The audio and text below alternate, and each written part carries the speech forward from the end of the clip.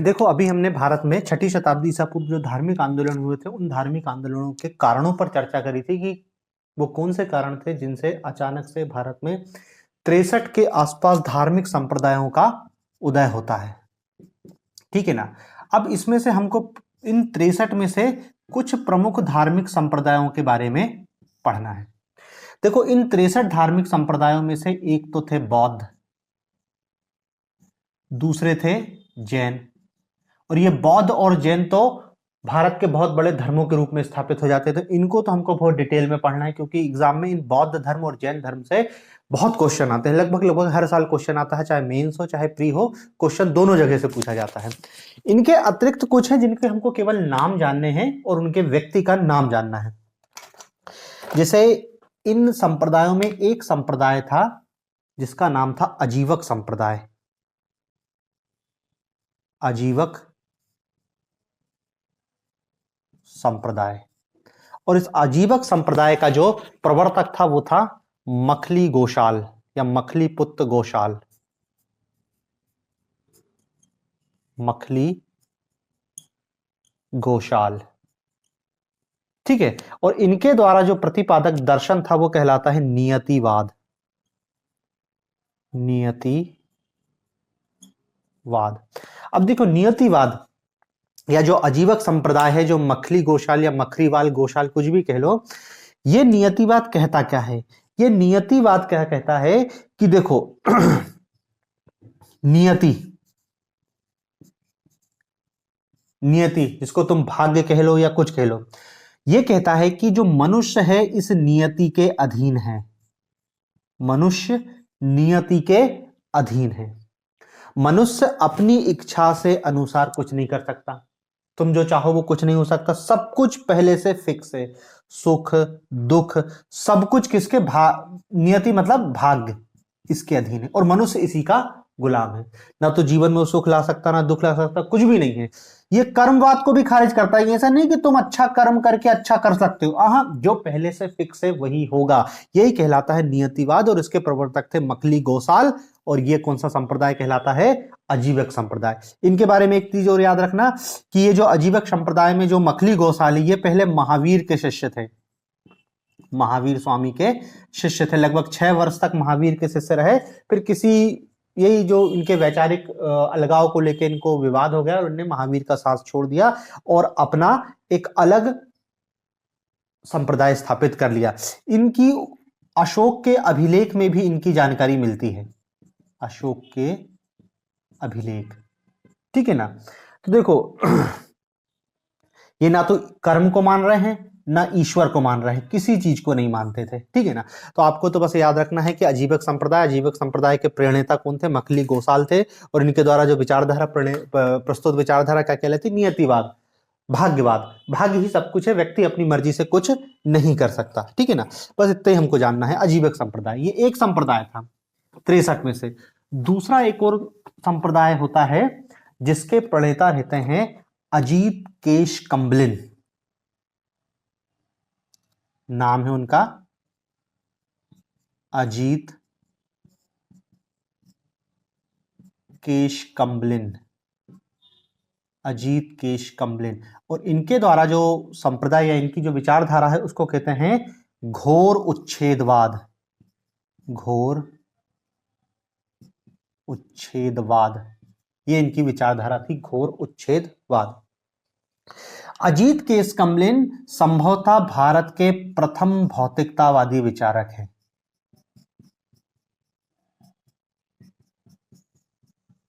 प्रथम भौतिकतावादी, first materialistic. यही चारवाक परंपरा को आगे बढ़ाएंगे। भौतिकतावादी मतलब क्या है? परलोक, ईश्वर, आत्मा, इनकी कोई बात नहीं होगी। जो कुछ होगी इस जगत की बात होगी। तो पहले मटेरियलिस्टिक विचारक हैं अजीत केश कम्बलिन। इनका नाम था अजीत। और केश कम्बलिन क्या है? केश से बने, बालों से बने कंबल को ये ओढ़ते थे, इसलिए केश कम्बलिन कहलाए, ठीक है। इनकी विचारधारा क्या है? घोर उच्छेदवाद। उच्छेदवाद क्या होता है? उच्छेदवाद एक ऐसी विचारधारा है जो मानता ही है कि सब कुछ नष्ट हो जाता है और नष्ट होने के बाद कुछ नहीं बचता।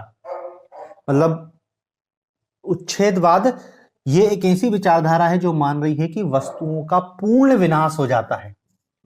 पूर्ण विनाश, और पूर्ण विनाश के पश्चात कुछ नहीं बचता। ये कहलाती है उच्छेदवादी। इनको यादृच्छवाद भी कहते हैं।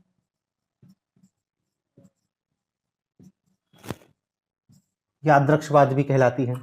मतलब ये कह रहे हैं कि देखो, सभी वस्तुओं का अपना स्वभाव है, सभी वस्तुएं अपने स्वभाव के अनुसार है, ठीक है ना। तो मनुष्य को भी वही काम करना चाहिए जिस काम में उसको सुख मिल रहा हो। गलत सही जैसी कोई चीज नहीं होती है। व्यक्ति को अपने स्वभाव के अनुरूप काम करना चाहिए। गलत सही वाला कोई कालम, पाप पुण्य जैसी कोई अवधारणा नहीं है। मनुष्य को जिस काम में आनंद आ रहा है उस काम को वो करना चाहिए, क्योंकि प्रत्येक वस्तु का अपना एक स्वभाव है। तो वो मनुष्य है, उसका भी अपना एक स्वभाव है, उसको उसी दिशा में आगे बढ़ना चाहिए।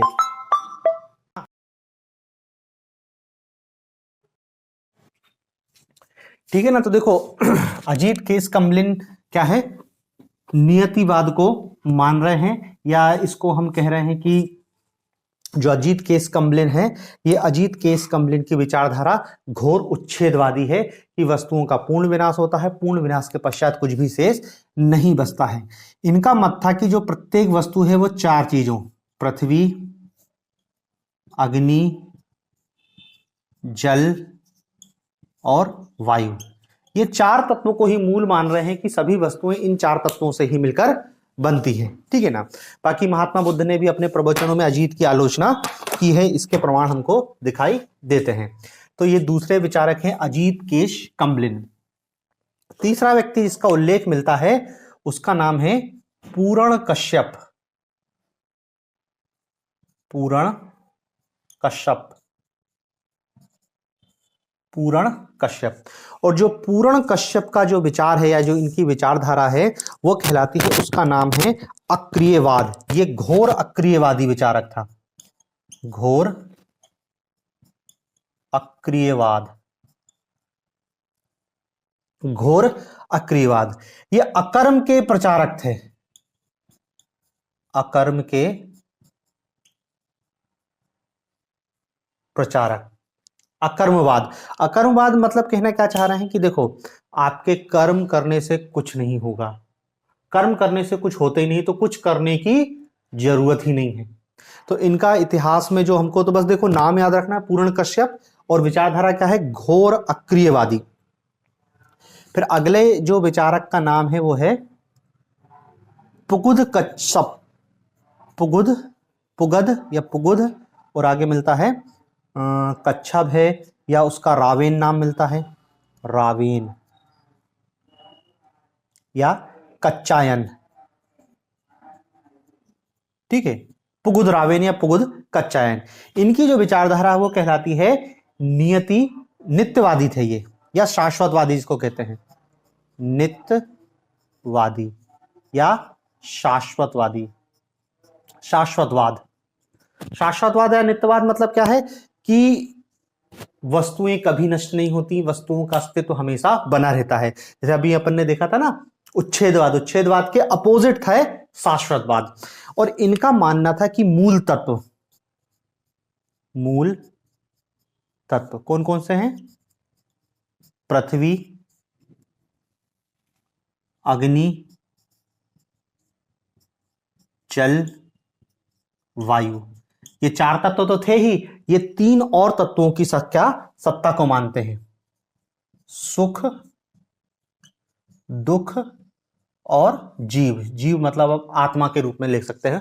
तो देखो, ये सात पदार्थों की सत्ता को मानते हैं, और उनका यह मानना था कि ये सात पदार्थ ना तो उत्पन्न होते हैं और ना ही नष्ट होते हैं, ठीक है। तो ये पुगुद रावेन हो गया, पुगुद कच्चायन हो गए। फिर एक व्यक्ति और है जिनका उल्लेख मिलता है, वो है संजय बैठली पुत्र, संजय